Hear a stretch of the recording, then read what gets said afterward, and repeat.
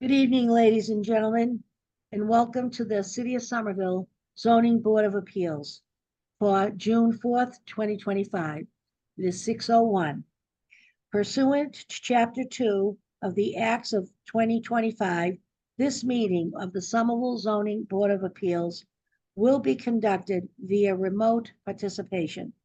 A video recording of these proceedings will be available on the city website meetings and events page or by emailing the zoning board at somervillemass.gov. Tonight, we have the staff. The board is Ann Fullerton, Zach Zaremba. Our acting clerk's going to be Brian Cook, Cece Adaglian, and I am Susan Fontano. Joining us for staff right now is Lexi Payne, Kit Larson, Emily Hutchins, and I think a couple of more folks might be joining us as we go, and of course, Christian Bernard. If I missed anybody, I apologize. So first on the agenda tonight, Mr. Clerk, is general business. Would you please conduct that and make a motion? Yes, Madam Chair. In preface, I think the board ought to recognize the excellent preparation of minutes that we've had this year so far. It's been a pleasure to be able to see those minutes and see them practically error-free. And some of them are quite complicated because we've had complicated hearings. So I think a public recognition of the preparation of minutes is appropriate. Thank you, Brian. I move to approve the minutes for the April 30, 2025 and May 14, 2025 Zoning Board of Appeals meetings. As presented, may I have a second? I second. Seconded by Cece Adaglian and Brian and Ann. Everybody was on board. As we go around, yay or nay, please. Nobody has any corrections, correct? Okay. Cece Adaglian, Yay. Zach Zaremba, Yes. Ann Fullerton, Yay. Brian Cook, Yay.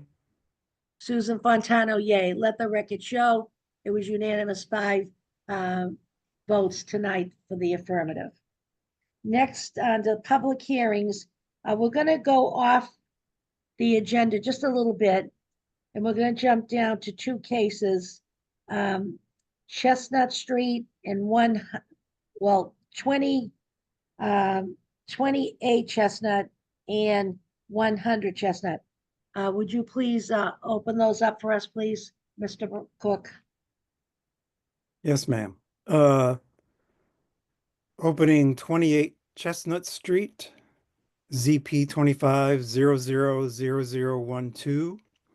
ADA Forsyth Institute Incorporated seeks to install a non-compliant sign in the commercial industry zoning district, which requires a hardship variance. 100 Chestnut Street, 28 Fitchburg Street, ZP 25000012. ADA Foresight Institute Incorporated seeks to install a non-compliant sign in the commercial industry zoning district, which requires a hardship variance. Okay, number 1, we have to take one at a time on the vote.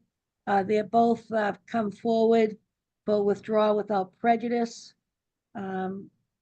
Kit, do we have all the information we need, or are they here tonight? Let's see. I see Jennifer Schultz. I'll allow her to speak. Okay, Ms. Schultz, this is regarding 28 Chestnut Street? Yes, can you hear me? Yes, we can, thank you. Okay, wonderful. Yes, ma'am, Madam Chair.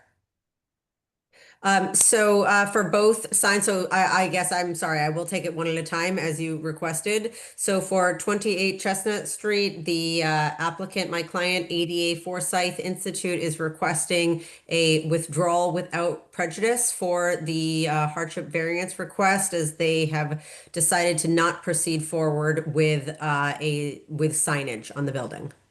Okay, thank you very much. Any comments from the board? Okay, may I have a second, please, to Mr. Cook's motion? I didn't move yet. Oh, I'm sorry. I'm sorry. Go ahead. I move to approve the applicant's request to withdraw without prejudice that application for a hardship variance and zoning relief for 28 Chestnut Street. Thank you, Mr. Cook. Seconded by Ann Fullerton. All in favor, as I go around, please say yay or nay. Brian Cook, Yay. Susan Fontano, yay. Cecia Daglian, Yay. Ann Fullerton, Yay. and Zach Zaremba. Yay. Thank you. Let the record show 5 voting members, all in the affirmative. Next is the 100 Chestnut Street, ZP 25000012. Again, Ms. Schultz. Yes, Madam Chair, for the same reasons previously stated, although I will state again, the applicant, my client, ADA Forsyth Institute, is seeking a withdrawal without prejudice for their application for a hardship variance for signage on this building, due to their decision internally to not proceed forward with the attempt to place signage on the building. Thank you so much. Mr. Clerk. Yes, Madam Chair. I move to approve the applicant's request to withdraw without prejudice the application for hardship variance zoning relief for 100 Chestnut Street. Seconded by?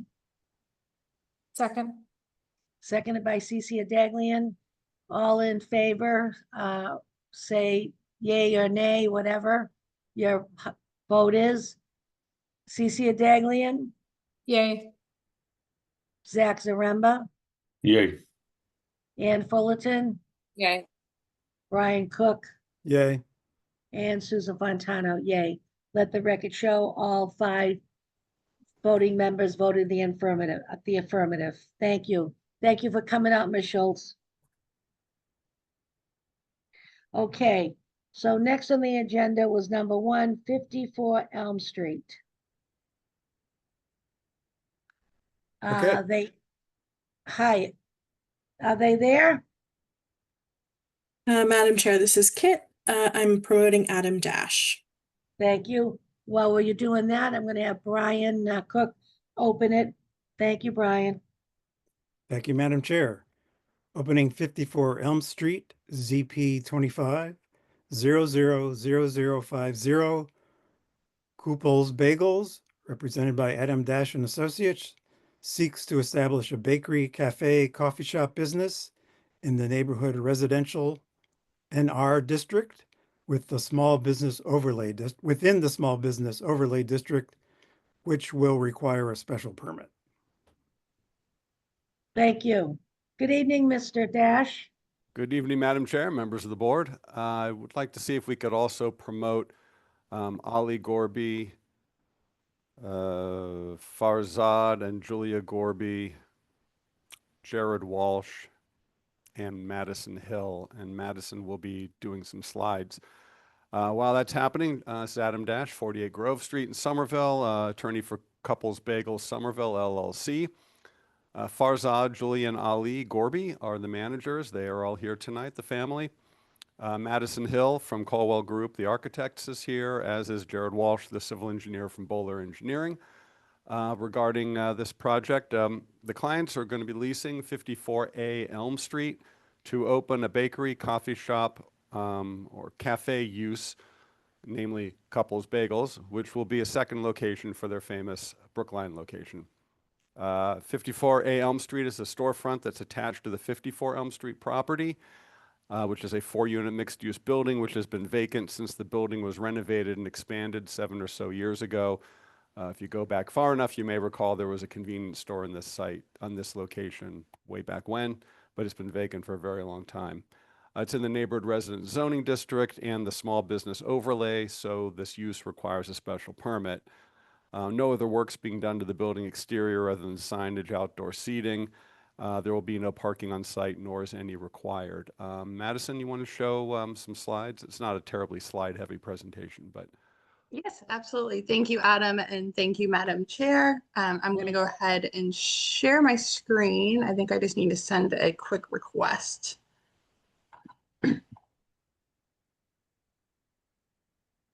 Awesome. And as Adam mentioned, I am with the Colwell Group. So we're the architects working with the Gorbys for Couples Bakery. We are going to show some existing site photos. This is just a site plan showing where those photos are coming from.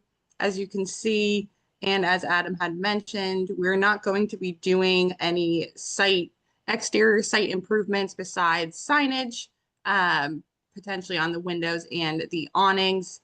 The entrance to the building is staying as is. Again, all the exterior siding staying as is. So this is just showing as we're approaching the entrance, an overall view of the building. The side view here going down Mossland is where we're proposing to include exterior seating for Couples Bagels. And then this site plan is showing just the overall site improvement. So we're proposing a walk-in cooler for the bakery.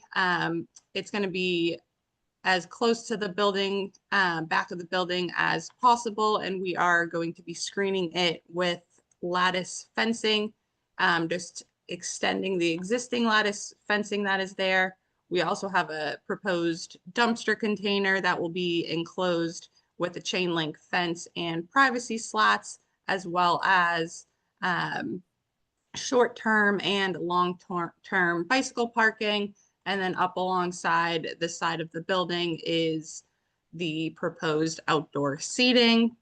When we're going into the interior of the building, nothing's changing to the existing basement plan. It's just going to be used as existing or additional storage for the bakery itself. The first floor plan, utilizing the existing ADA restroom, and then we're just going to improve it with a kitchen, ordering counter, and there's 14 indoor seating arrangements, some high tops, bistro tables, a bar counter, and then again, the 10 outdoor proposed seating. And then finally, we're just showing some elevations of how we're proposing to extend the lattice fencing, something similar to the white lattice fencing that is already existing, and then chain link privacy fencing for the dumpster enclosure. thank you, Madison. And I would just note the dumpster would go where the trash cans are currently located at the property.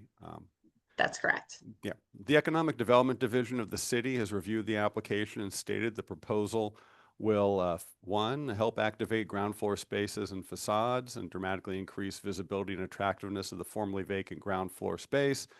Two, improve the interplay of ground floor space and civic space by enhancing the appearance of the site's existing commercial space and by installing outdoor seating.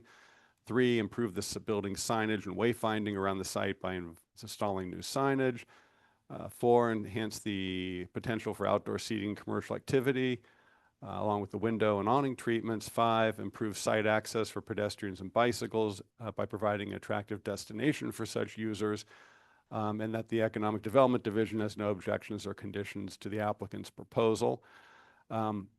Couples operates, I should note, in a similar situation at its Brookline location on Harvard Street. It's a commercial use on a busy street with no parking that abuts residences. They have experience working successfully in this sort of environment. They're a pretty well-known institution there for many years and have been very successful there, and they're very confident they can do the same here. The applicant meets the requirements for a special permit by filling a long vacant storefront by creating and maintaining and enhancing location appropriate for neighborhood and community serving business in keeping with the goals of the Somerville zoning ordinance and Summer Vision 2040, providing tax revenue to the city, bringing a unique product to this neighborhood, which has a large number of residents, students, and commuters passing by daily, being a fairly small space to meet local residential needs, enhancing other businesses and uses nearby by providing a place to eat, and being close to the Porter Square T station, train station, and several bus routes makes this easily accessible. The applicant is fine with the conditions that are proposed in the staff report and requests that the special permit for bakery, cafe, or coffee shop use in the small business overlay be granted. Thank you very much, Mr. Dash. Is there anybody at the public? I'd like to open the public portion of the meeting. Is there anyone here that'd like to speak? Madam Chair, this is Kit. I'm going to allow Meredith Porter to speak. Before I do, Emily, would you be able to run the timer? I can do Thank that. Give me one moment. Thank you. And can you take the slides down, Madison, while we're doing this? Thanks.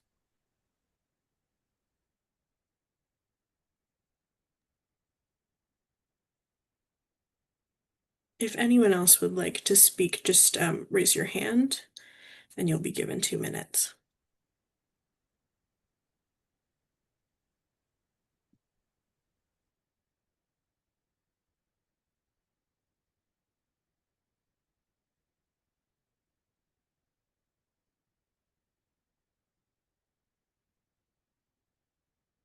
Thank you, Emily.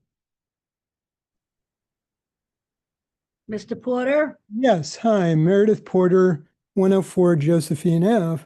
I just want to heartily express my support for the project. I'm familiar with Couples operation in Brookline. They've been great always. It would be wonderful to have a location here in Somerville.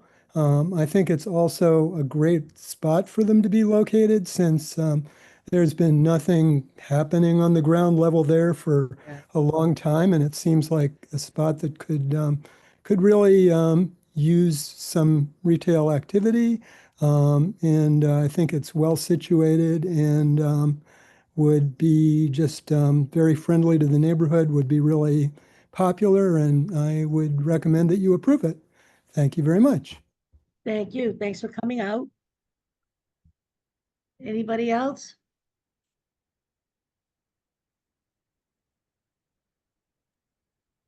Madam Chair, this is Kit. I'm going to allow Susan Lane to speak. Miss Lane, welcome. Hello. Yes, from 54 Albion Street. We're actually here for a different thing, but I'll just say that I like this proposal. I bike past there a lot. I know I'm familiar with that front, and I think it would be fantastic to have a bagel shop there. It'd be very convenient to our lives, and it would be a good addition to the city, a little bit outside of, like, you know, the core of Davis Square and Union Square. That's it. Great. Thank you for your support coming out. Sorry about that. Next, please. Madam Chair, this is Kit. I do not see anyone else with their hand raised. Okay, well, we'll leave it open for a couple of minutes in case somebody tunes in late. And we'll turn it over to the board. Does anybody have any questions or comments even for our folks here tonight? Zach Zaremba? Thank you. I'm supportive of this proposal. The storefront's been empty for a while. I think this type of business is something that's unique and Somerville lacks. So I am inclined to vote for it tonight. The only issue that I'd like to point out more as some advice for the people building this is that Mossland Street is very, very crowded, especially during rush hour. It's very narrow. There's 2 turning lanes, and it's not really built to accommodate the type of traffic that goes down that street to get onto Somerville Ave. There's a bike lane that runs on Cedar Street, and ends, but then people go down Cedar onto Mossland. And very often what happens is, and I know because I have to do this sometimes, there's so much traffic on Mossland that it's pretty unsafe to ride your bike through that street. And people will go on the sidewalk briefly Oh, until they get to the stoplight. Oh, I wow. try to avoid it, but sometimes I got to do it just because that's what it's like 8 in the morning on that road. yeah, So while you're considering the seating that's going to be on Mossland, hopefully a cyclist is going to be smart enough not to put their bike on there if it's crowded with people. But you could have a liability issue on your hand if somebody does decide to go on cycle on the sidewalk just for that brief moment to avoid the traffic there. So I want the outdoor seating, but go there in the morning when there's a rush hour and there's a lot of people on their bikes on a nice day like today and see what you think about that. Thank you. does anybody want to address that? Yeah, Adam Dash, I can. I would note that, thank you for that. And the city is actually working on that to reconfigure that intersection to make Mossland not a cut through anymore. Right, We have seen those plans. They're planning on doing that next year, I believe. So I think that will actually solve itself. great. Thank you for that, Zach, and thank you, Adam. Anybody else on the board want to comment? I would just like to say I've seen that corner evolve over the years, and it's much, much more attractive. It's nice. That little business going to be, especially the 54 Elm beside it. There's A and B, I think, on the address. The front lawn always looks nice. They're keeping the property, and that's inviting for people who want to go and sit down, have a cup of coffee and a bagel or tea or something. My question, I have a couple of questions about the back of the building, because I believe it's the opening after the garage behind the building that you're going to put your air conditioning out there and your trash and your, is it a refrigerator going outside? Madison, like you to want answer take that? that? Yeah, it's a cooler for bringing in the dough, I guess, for lack of a better word, to store it before it's cooked. So it's up against the building. It's behind that screen. I don't know. Maybe Ali, if you had a little, the owner here might operationally have Hi, a Ali. answer for that. How are you, Madam Chair? Yeah, so the outdoor Great. cooler's purpose there is because we are not going to be producing on site, so there'll be a lot less garbage and stuff like that in the area. We're producing at our, excuse me, at our Brookline location. So the purpose of the outdoor cooler is to store the pre-prepared products to bring into the back of the store and cook and, to finish it in the oven and bake them in the oven and have them hot and ready in our location. Okay, and I see you did have a neighborhood meeting. I see the whole list. It looks like it was pretty well attended. The neighbor that abuts on the side street, have you heard any comments from them? You've got plenty of screening to hide your stuff from there, looking at that, especially like the trash and stuff, the air conditioning units. Yes, Madam Chair, I can take that one, Go ahead. Adam. you. So there isn't a roof overhang on the back of the building, so that covers a majority of it. The extended lattice will cover past the size of the cooler, and then the chain link fencing is 8 feet high to meet the Somerville code. So that should cover the trash dumpster. Great, thank you very much. Well, everybody seems pleased with it. I think it looks great, and it's true. Con has been vacant too long, and it's a nice neighborhood type of feel there. It'll be good for all the people walking in and out, going to Porter Square and going up the other end. So I'd like to go back, if I may, with Kit to see if there's anybody in the public that came in. And if not, we will close that portion. Kit? Madam Chair, I do not see anyone else with their hand raised. Okay, so let the record show we're closing the public portion at this moment and turning over to the board. If you're all ready to vote, I'd ask the clerk tonight, Brian Cook, to please make a motion. Thank you, Madam Chair. Before I do, if you will allow me, I'll read text for the findings so that Thank I you. don't have to incorporate it fully into the motion. We can just refer refer to the findings. Yep. Special permit findings are first. The special permit is consistent with the comprehensive plan and existing policy plans and standards established by the city supporting the goals laid out in Summer Vision 2040, including invest in the growth of a resilient economic base centered around transit, generating a wide variety of job opportunities, creating active daytime population, supporting independent local businesses, and securing fiscal self-sufficiency. And then second, the special permit is consistent with the intent of the NR zoning district where the property is located, in part to conserve already established areas of detached and semi-detached residential buildings. So those are the findings as established in the materials we have. I don't know if anybody has anything they'd like to add to those findings. Anybody on the board? Raise your hand. No, that's fine, Mr. Cook. All right, very good. Thank you, Madam Chair. I move to approve a special permit to establish a bakery, cafe, coffee shop business in the neighborhood residential district within the small business overlay district with the findings as we discussed and the conditions as enumerated in the staff memo dated May 28, 2025, including the specific conditions regarding mobility and zoning compliance. Do I hear a second? Second. Seconded by Ann Fullerton. All in favor? On 54 Elm Street, ZP 25000050. Please say yay or nay as we go around. Cece Adaglian, Yay.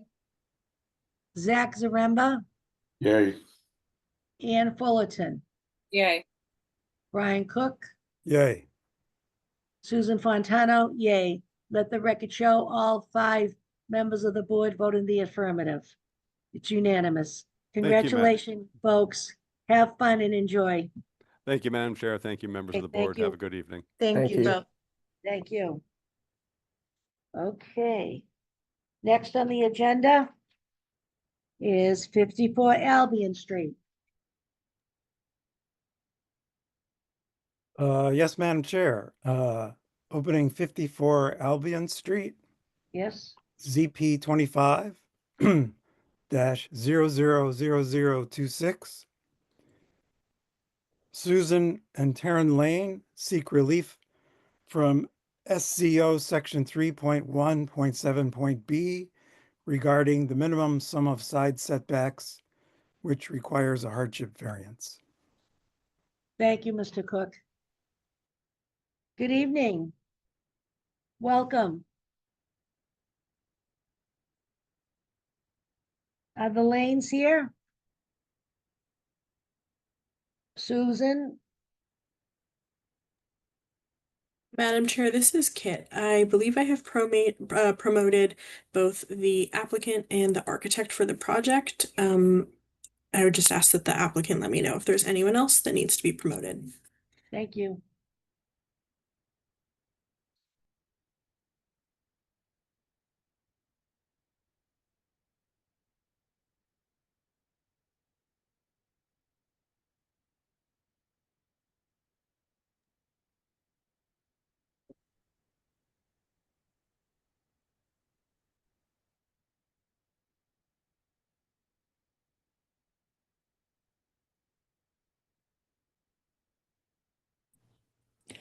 Hello, can you hear us now? Yes, we can. Do you identify yourself, please, for us? I'm Susan Lane. This is I'm- my wife, Heather Lane. Taryn. Hello, welcome. Taryn. So who's going to speak tonight? And we have our architect, Terry Schwartzel, on the line. Hello, Hope that Terry will speak first. sure, Has she been promoted? yes. Oh, okay, I do I see. think so, not yet, no.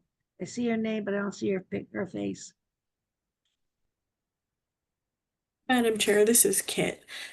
Terry should have the ability to speak and share a screen if needed. Great. Okay, can you hear and see me now? Yes, Okay, welcome. great.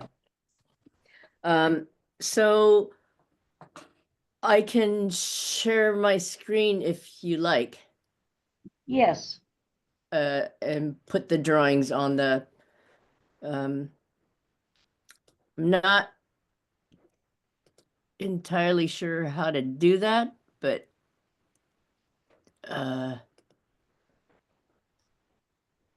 within the Zoom. Oh, What Terry, do I need to click on to share my screen? Terry, Madam on my Chair. Zoom, at the Kit? bottom in the middle, there's a green arrow that says share. Kit's Oh, gonna jump on. Kit, could you please Um, help shit. Terry? Okay, great. Yeah, I was just gonna say there's a green button that says share. Oh, we've got it. Perfect. So can you see that? We can see it. Yes, Okay, perfect. great. So we are making a small addition here. And it will include on the first floor a half bath. And it's really the expansion of a family bath here. So at present, it includes this area, and it's a very small, cramped bathroom.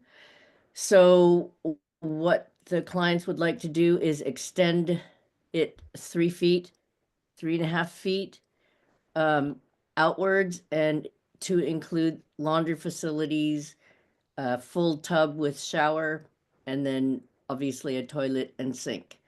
And so what happens on the first floor is there's this space here, which they'd like to put in a half bath to serve guests who come and visit on the first floor, so they don't have to go up to the second floor. So this is the proposal. And what, as far as I understand, sorry. So it's basically adding 2 floors with a foundation, not a full basement, but a crawl space. And so here is the elevation from the street. This is the addition. And here is the elevation from the neighbor's side to the east, I think. And it only goes up the 2 stories with the basement, the crawl space foundation. So we're looking for relief because it seems to, with the, when you add the when you add the setbacks, because this was a building that was built way before there were setbacks, it is oddly situated such that the this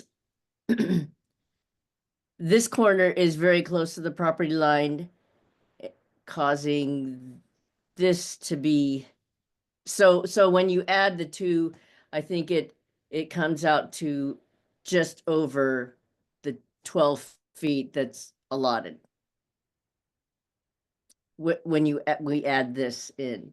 I believe we came up with it 6 inches over the. Yes, 6 Yeah. inches. It goes Yeah. over the allotted setbacks by 6 inches. Is there any questions? No, not your chef here. So that's it. Yeah. I have a question before I open it to the public. What am I looking at on one of your slides that shows the front of the house? It shows the addition to the left. Yeah, keep going. Yeah. Right there. The front view. Right. It shows the addition on the side, right? Mhm. But what's going on then? Is there something going on in the attic? You making the attic bigger? No, No. this is What am I all looking at? existing. This is all existing.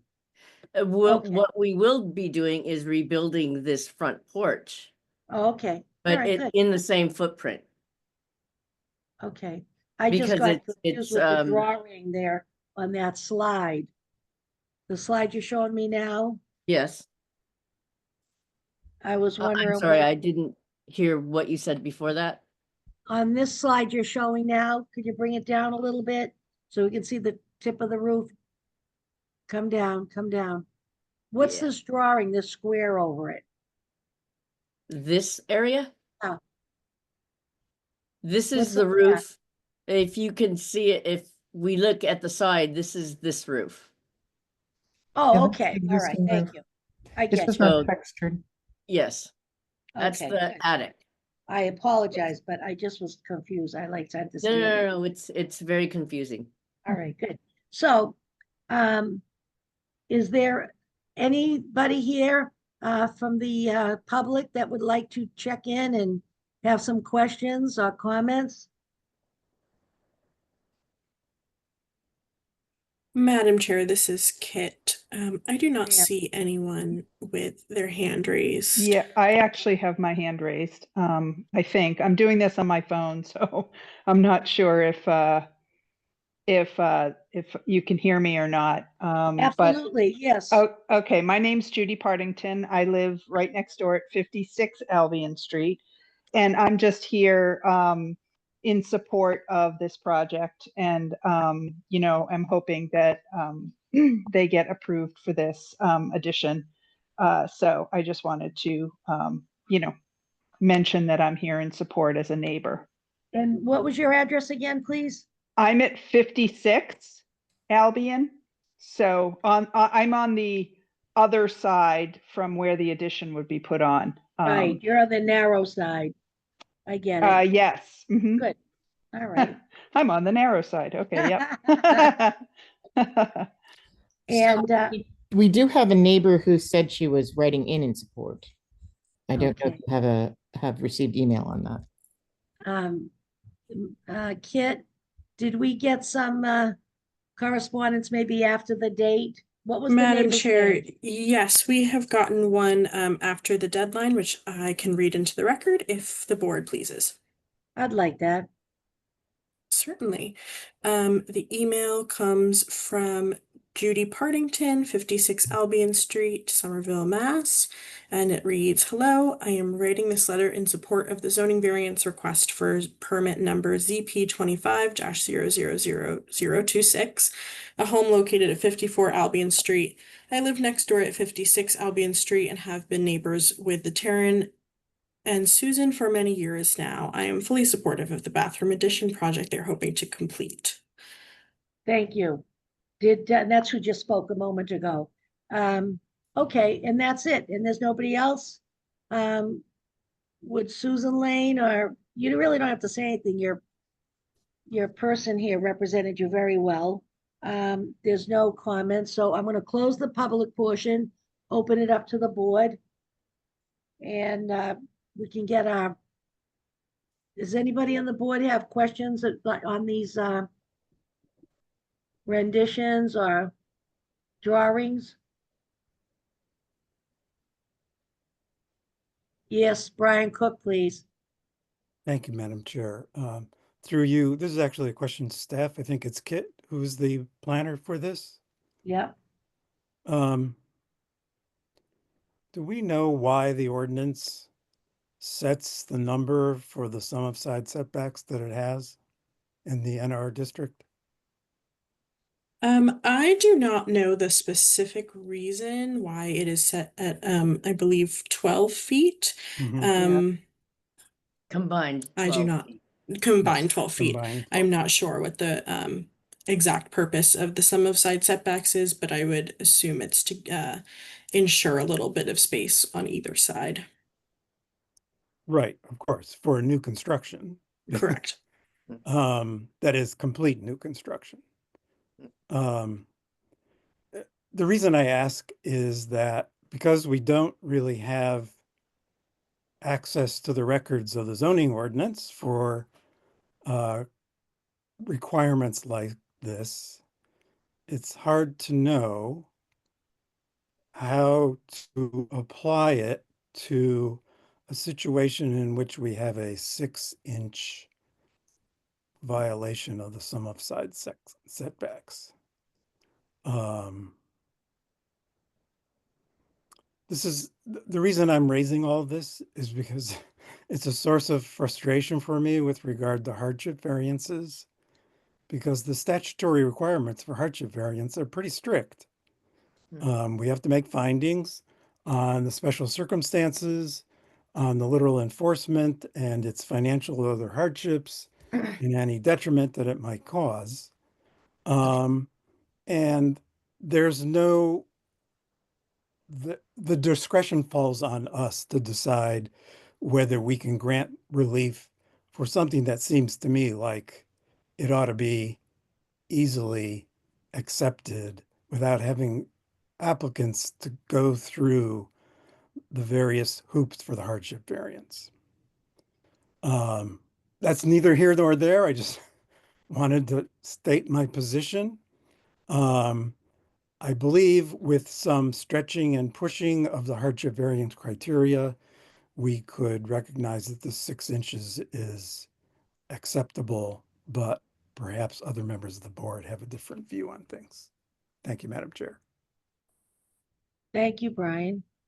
I have a little comment about that because I've thought it myself. I feel that why we're here, the Zoning Board of Appeals, is to iron out some of these issues sometimes when they're not meeting code, and whether it be a special permit or whatever it is. And on page 3 of our report, the second paragraph, it says the Massachusetts courts have stated that various variances will naturally deviate from the intent and purpose of the zoning ordinance. And that's why we're here. We're here to make sense sometimes out of something that it's, some things are like blatant in our face and others are 6 inches. So I get your point. And, sometimes when they're setting up these new ordinances and rules and regulations of any kind, I guess you had to be there at the time to see what was happening. And always, in hindsight, or 6 months later, it just seems like it was just so obvious to do something else. So thank you for the comment. Is there anybody else? We'll have our screen back if we could, please, from Terry. Yeah, I I can see will everybody. stop sharing my screen. Thank you, hon. Thank you. So as I'm looking at everybody here, is there anybody else that has a comment about this project, that it's a hardship variance? Do we have to talk about the criteria of the hardship variance?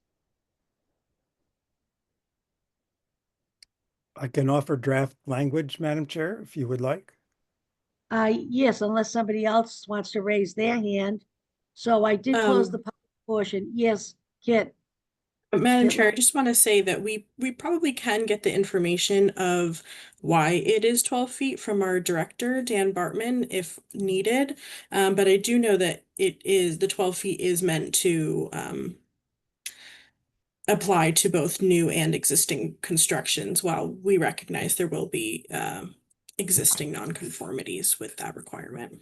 Sure. Okay, Brian, with that? Yes.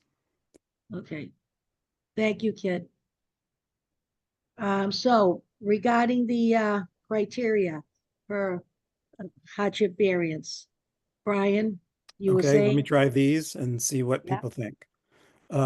With regard to special circumstances, because of the positioning of the existing dwelling on the lot and the established lot lines, the sum of the side setback requirements in the NR district would prohibit an addition with bathrooms to meet code requirements for minimum clearances in bathrooms.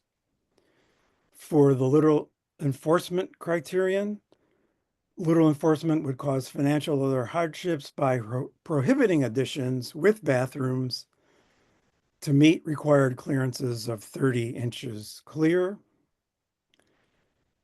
And with regard to the question of detriment to the public good, the desired relief does not cause substantial detriment to the public good, nor detracts from the intent and purpose of the Somerville zoning ordinance, because the required relief is only 6 inches, which would be barely perceptible to abutting neighbors, and the proposed addition is only 2 stories rather than the full 3 stories of the dwelling, making it less Right. visually impactful. Great. Thank you. Does anybody want to add any language to these comments, the criteria? I think you covered it very well. Thank you, Brian. Okay, so if there's nobody else has anything to say, I'd ask the clerk to please make a motion for approval, I guess, on the hardship variance. Yes, Madam Chair. I move to approve the hardship variance for zoning relief from the minimum of side setbacks requirement in the NR district to construct a 2-story addition with the criteria findings as discussed and conditions as listed in the staff memo dated May 20, 2025. Do I hear a second? Second. Seconded by Cece Daglian. All in favor as we go around, please say yay. Cece Daglian, Yay. Zach Zaremba, Yay. Ann Fullerton, Yay. Brian Cook, Yay. and Susan Fontano, yay. Let the record show the hardship variance is approved, 5 voting members unanimously. Thank you. Good luck, everybody. Enjoy. Thank you. Thank you very much. Right, Thank you. okay. Next, we have 230 Elm Street.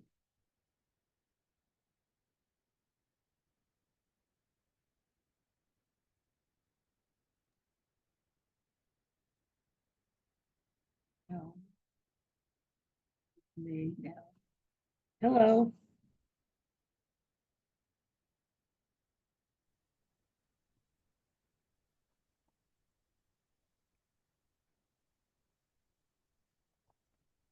Are we ready? Hello.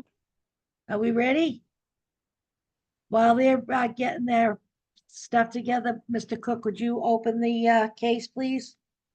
Yes, Madam Chair. Opening 230 Elm Street, ZP 25-000027. Classic Signs Incorporated seeks to have an illuminated sign more than 10 feet from the principal entrance of a new commercial business in the mid-rise 4 MR4 district, which requires a hardship variance. Thank you very much. Hello, Hello, how's it going? very good. To whom are we speaking? This is Justin Parker from Classic Signs. Do you need my address? We're based out of New Hampshire. What's the full address, sir, for the record? 13 Columbia Drive, Unit 16, Amherst, New Hampshire. Beautiful, thank you. So tell us what you plan on doing. All right. Do you mind if I share my screen? No, please do. All right.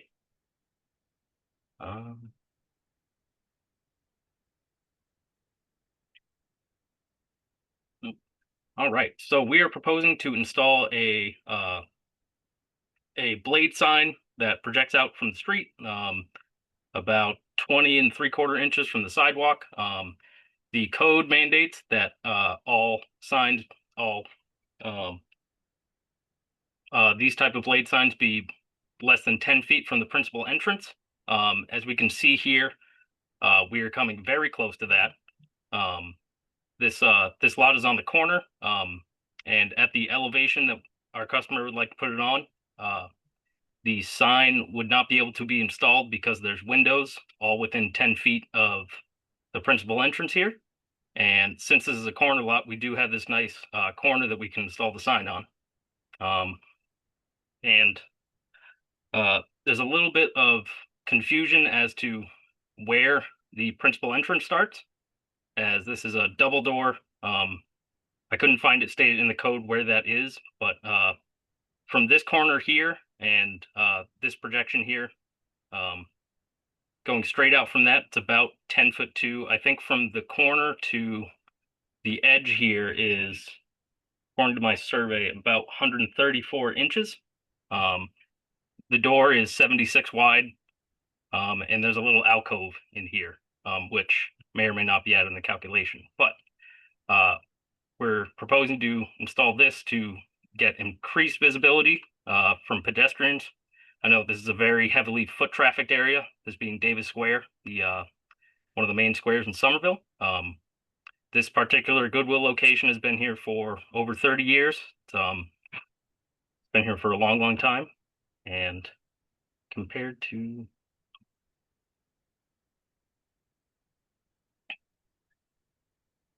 oh boy. Take your time. And you can see here that there is a few other signs that have been installed, blade type signs. These are there's no real what is it? Convention to where exactly they're put. See, this one's in this sign band. The let's see. Oh.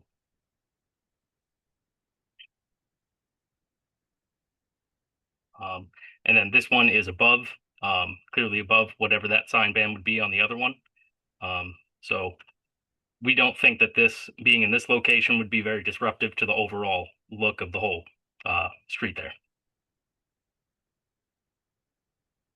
Is this, so this, what's happening to the front? Now, the picture you're showing us now, there's the sign Goodwill with the logo.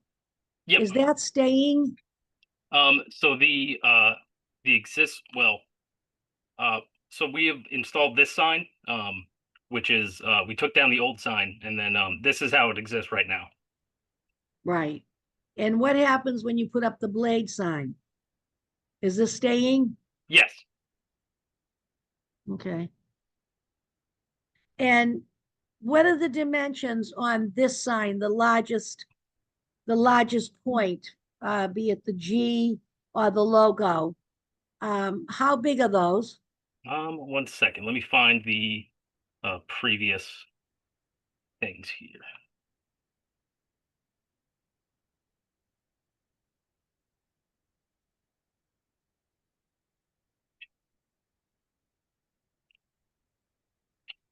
The largest G is the G is 1'7.5", and the square here is 2'3", the logo.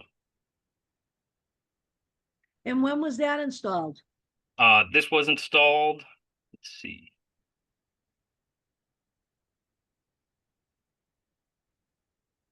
February 26th. Okay. 2025? Yep. Okay. All right. I'd like to see, if you would, Ms. Larson, if there's anybody from the public that has comments regarding this request. Madam Chair, this is Kit. I'm going to ask that Emily please share the timer. Thank And you. we have one person with their hand up at the moment. Thank you. Okay, I'm going to allow Joe K to speak. Hey, Joe Kislow, 8 Herbert Street. I'm about a block away from 230 Elm. I think I would actually disagree that signs projecting out over the walkway don't impact the feel of the square, certainly at night. I think the signs that you guys showed, I think actually are reasonable. And however, there are some signs on Elm Street which are far too bright. So I think you're suffering from coming after some of the core actors, specifically the chase sign. That blue neon sign you can see more than a block and a half away and lights up the entire square at night. I just don't believe that people are wandering around and need to be able to see a sign more than a block away. So I realize this is probably into some zoning details, but I think the brightness makes a big difference. I think the scorching blue light that comes from the Chase sign is probably an example of something that does not work and is unnecessary. I don't think most of the other signs fit that criteria. That really detracts from the evening visibility in the square. So I don't know if we're factoring in brightness, but I do think that is a concern for the neighborhood. I have a question, Joe. When you say the Chase, are you talking about the sign that's up there already? The blue There's a sign? sign. Yeah, there's a blue sign in on Elm Street for a Chase ATM. Oh, okay. Oh, I get you. Oh, I get you. Okay, Yeah, that's yeah. why I was a No, little confused. I I have didn't know no if you were problem using the with the. slang. No, it's good. Yeah, It's yeah. good. Get it. Yep. Yeah, All I just right. realized that's also their logo is also blue. No, their logo, their current sign is fine. All right. Thank you. Thanks for coming out. Anybody else from the public right now? Madam Chair, this is Kit. I do not see anyone else with their hand up. Okay, let's give it a couple of minutes while we open it up to the board for their questions and comments. So does anybody on the board have any comments or questions? I can't see everybody, so. I have a question. Yes, Zach, please. Zach Zaremba. Thank you. This is more for the board, and this might be hard to comment on, but when I'm thinking about that area and the other projecting signs that some of these businesses have, like Chase, it looks like, for example, Chase's is probably further than the 10 feet from the main entrance, whereas businesses like the Goods and Boston Halal, it's probably complying because it's closer to the door. I'm just trying to understand a little bit about maintaining some consistency and fairness to the businesses around here who do have a right to do the best they can to advertise their business, but also keep things consistent and not give one an advantage over the other. So do you guys remember anything from any of the past cases as to why we allow some of this and others we didn't? I don't know off the top of my head. And also, don't we have a committee that approves the signage? I'm asking staff. As this goes forward, like we just approved Elm Street, they're gonna have signage on the windows and on the awning. Who judges that? Who takes a second look at that to make sure everything's kosher? Madam Chair, this is Kit. Emily, correct me if I'm wrong, but I believe that they then submit a permit to inspectional services. Madam Chair, this is Emily Hutchings. I do see we have Lexi Payne on. Oh, sorry. Can you hear me see- now? Yes. Okay, I'm sorry. So after Identify yourself, Lexi, for the record, please. Lexi Payne, the PPZ case planner. Thank you. So if this application would be approved for their hardship variance, then they would apply for a permit through ISD for them to review, Inspectional Services Department. They would, and the relief provided would only be what is in the staff report that I sent you guys. And they would have that relief granted by the ZBA, and then all other things outlined in the ordinance they would have to comply to. Like we do have lighting that they have to abide by, lighting standards to prevent light pollution. I'm not sure how ISD enforces that exactly. That would be a question for them about if they go out and do inspections regarding that. But I would assume that they check during the plans the level of brightness. Thank you.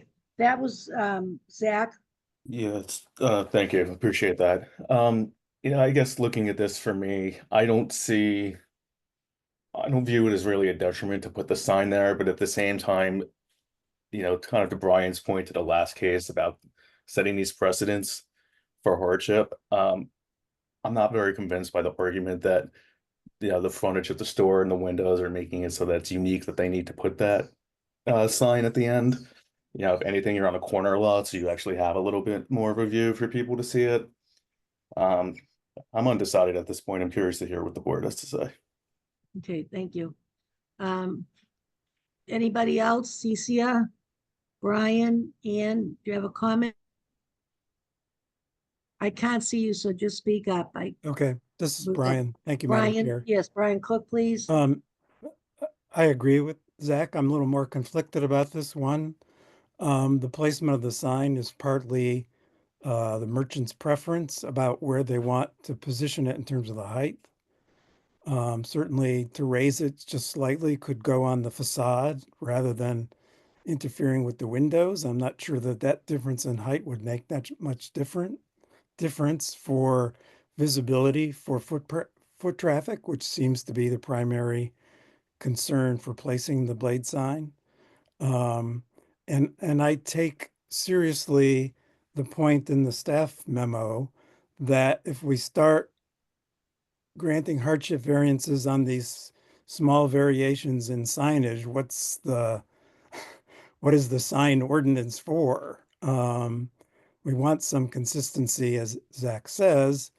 Many of these signs may be non-conforming previously installed signs. I don't know if the city goes around and tries to get them to change to conform. I mean, it is partly a reflection of, well, it's not so new of an ordinance anymore, but still it's only 4 years old. So I am, like Zach, uncertain about this. I think the owner could make an adjustment and make it a conforming sign, and everybody would be happy, and don't need a hardship variance then.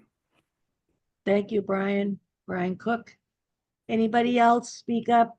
Cece or Ann, are you all set? Madam Chair, this is Ann Fullerton. It- My thoughts are align a bit with Zach and Brian in that I think that every storefront should have the opportunity to have a face mounted and blade sign, but I think that the blade sign could be accomplished in the signage band, similar to where the blade sign is for Sugidama. It's up in the signage band.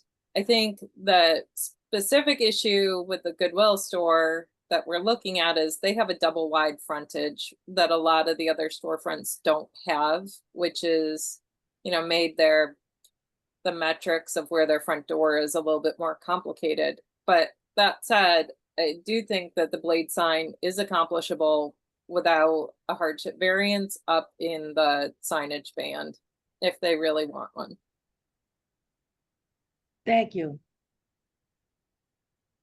And Cecia, do you have a comment or not? My thinking is aligned with the other members that have spoken already.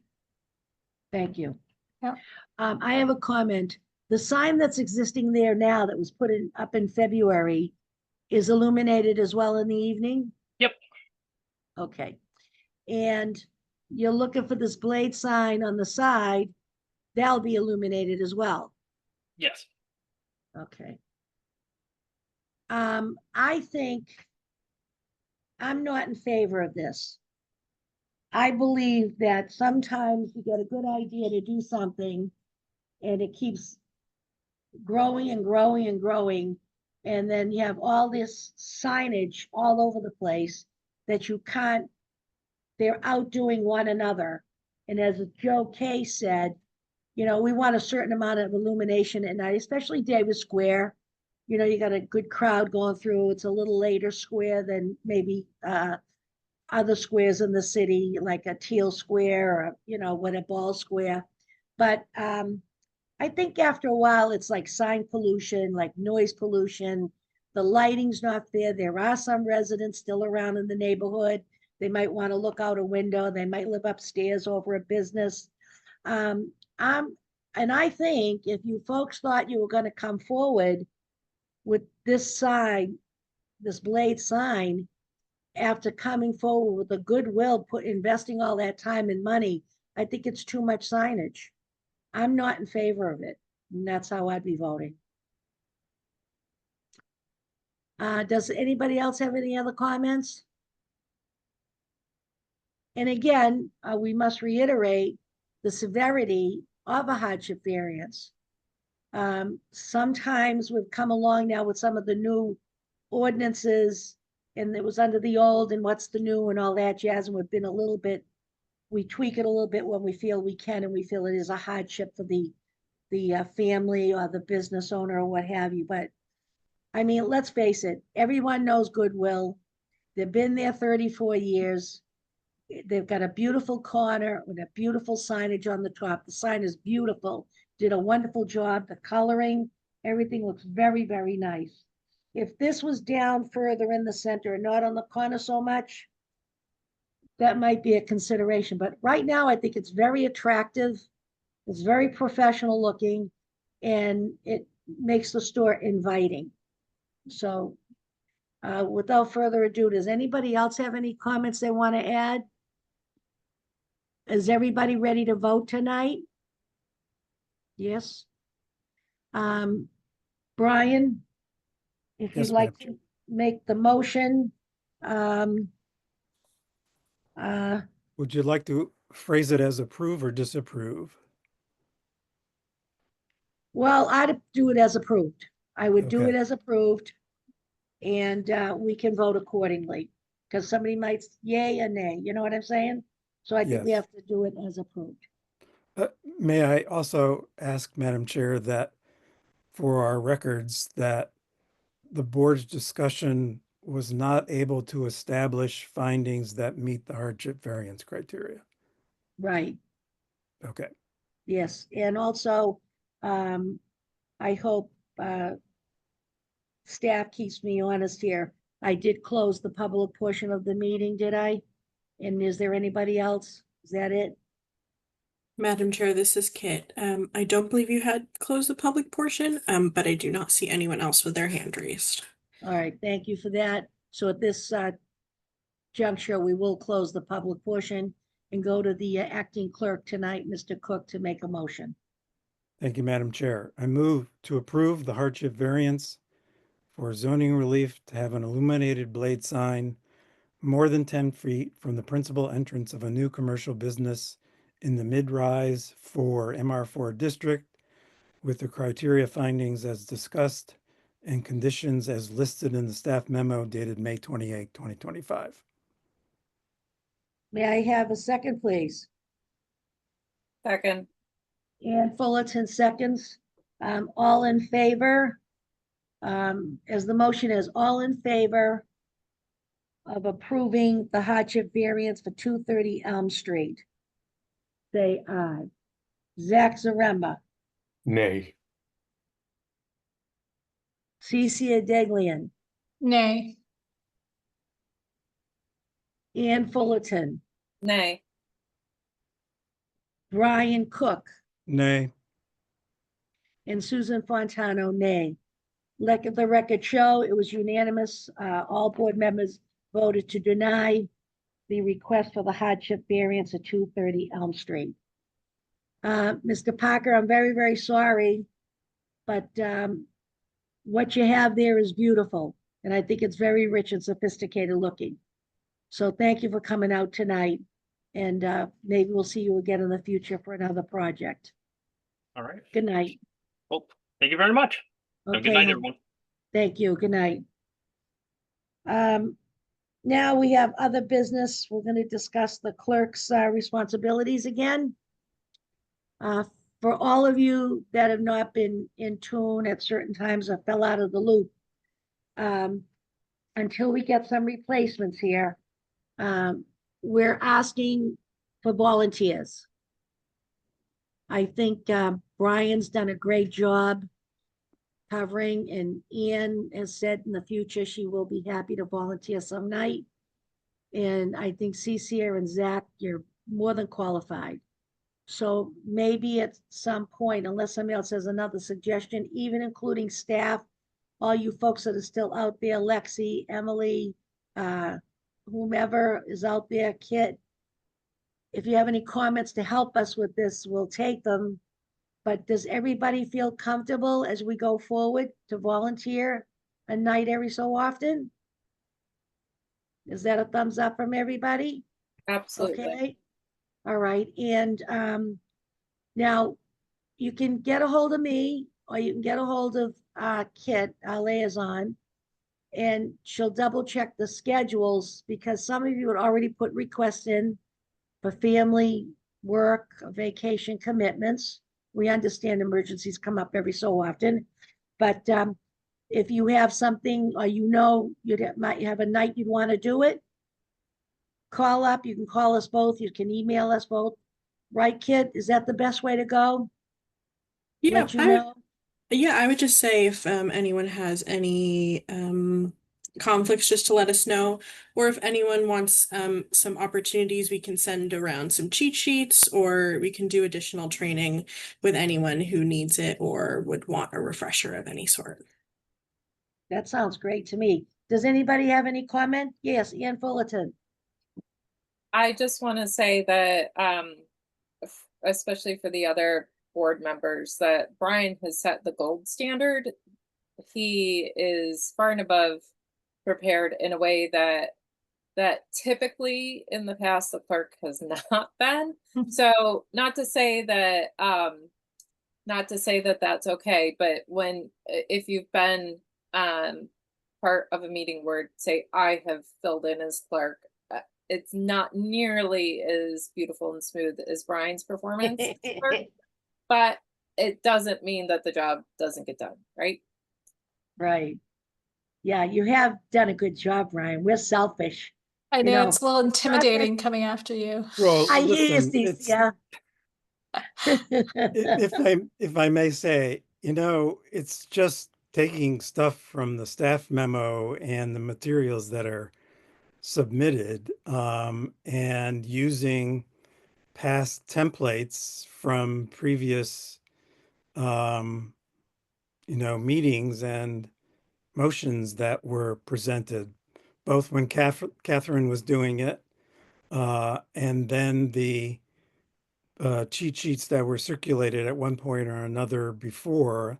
I don't know if it was Charlotte or Emily that circulated them, but um, it's just pulling material from that and trying to organize it the way we normally would. And since we do hardship variances so often, those are the hardest, because you've got to develop the criteria, and but the material is mostly there thanks to the great work of the staff and the staff memos. Um, so yeah, I mean, there was no magic to it. I just, uh, imitation is the greatest form of flattery. And so I'm flattering the staff because I was imitating what they did, and previous clerks. So, and I'm happy to, give you some help or coaching if you want, but you don't really need any coaching. Just stick it on a piece of paper and be ready. Can we keep you on our rotation? Oh yeah, yeah, absolutely. Okay. I'm not All trying to right. get out of the job. I just need a little break. All right. I'd just like to add something. You tickled my fancy with this tonight. Not to say it hasn't always been, but the staff reports the last 2, 3, 4 weeks have been really thorough. And I like they've added more to it. And we like that. It gives us more to work with when we're reading it. You folks are the planners.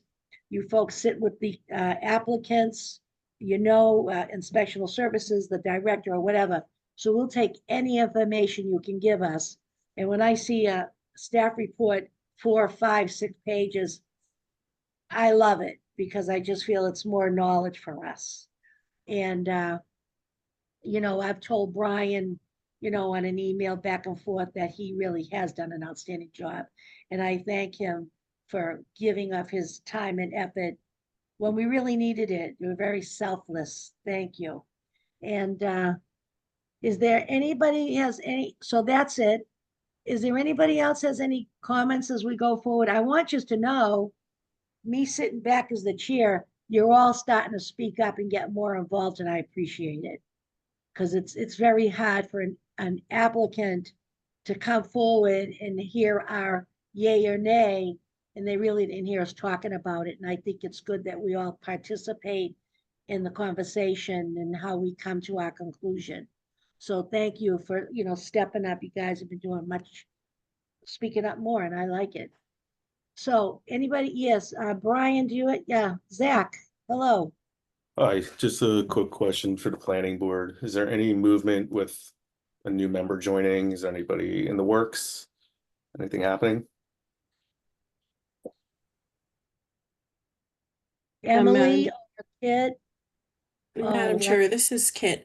We are moving a couple candidates forward, but we don't have an exact timeline as of right now. It's good though. The issue is that they advertise for it, people apply for it, but it has to go through a couple of committees and what have you. It's the red tape, but it's good to have, then you get more, we'll get some good quality people as we go forward to match all the quality people we have here. And, but that's part of it, Zach. It's got to go through, you guys did it, right? You know what it's like. Anybody else? Who's No? doing the next meeting? There goes Brian. Yep. Who wants to do that meeting? I'm not available for the next meeting, but I can do Right. the July meeting. Okay. You'll do July, mid-July is only one. That's Ann Fullerton. CC or Zach, who wants to do the next meeting? I won't be here at the next meeting, so by process of elimination. I guess I'll do it. Hey, thanks for volunteering, CC. All right, we'll talk to you, hon, about that. I hope it's a short Right, meeting. thank you so much. Kit, any parting words for us? No, I don't think so, but CCO, we can work with you to get you the cheat sheets, and I have do a couple of believe them. there's only a couple things on the agenda, so it shouldn't Okay. be Does too that busy. mean that there's only going to be, we're not really going to have a quorum? There's going to be there'll be 4 people? Right. Okay. Yep. All right. So heads up, everybody, I'll tell Ann Brockelman too, so we'll all know to do our best, get out of our deathbeds to come to the meeting. Ann, did you have your hand up, Ann Fullerton? No. No, okay, great.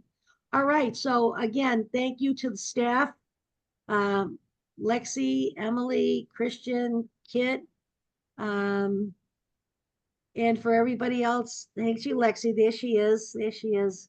And we'll see you all on the 18th, is it? June 18th, am I right? Yes. I don't have my cheat sheet in front of me right now. All right, so we'll see you all on the 18th. Thank you, And, bye-bye. everybody be Motion well. to adjourn. Oh, thank you. Thank you. Oh, Emily, you thought you were going to come up and say that to me, didn't you? Brian Beach, I saw that. So without further ado, may I have a motion to adjourn, please? I move to adjourn the June 4, 2025 meeting of the Somerville Zoning Board of Appeals. Second, please. Seconded by Ann Fullerton. It is 7:19. All in favor as we go around, please say aye. Brian Cook, Aye. Ann Fullerton, Hi. Cece Daglian, Aye. Zach Zaremba, Aye. and Susan Fontano, aye. Let the record show all 5 members voted the affirmative. Thank you, everybody. Take care. Have a good night. Ciao. Good night.